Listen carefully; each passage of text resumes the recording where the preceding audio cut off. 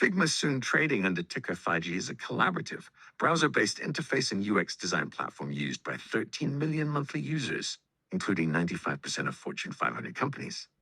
In Q1 2025, Figma reported $228.2 million in revenue, up 46% year on year, with net income of $44.9 million, a sharp turnaround from a 2024 net loss of $732.1 million on $749 million in revenue.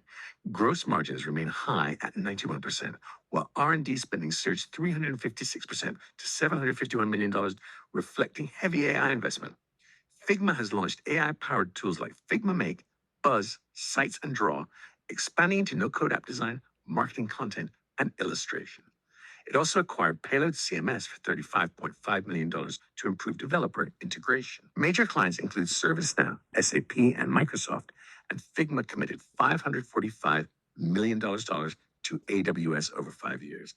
Positives include strong growth, profitability returning in 2025, robust margins, enterprise traction, a $1 billion Adobe breakup fee, and even $17 million is held in Bitcoin ETFs. Negatives: Figma's CEO Dylan Field will cash out about $60 million in the IPO, with Index, Kleiner Greylock, and Sequoia also selling, raising concerns of insider profit-taking.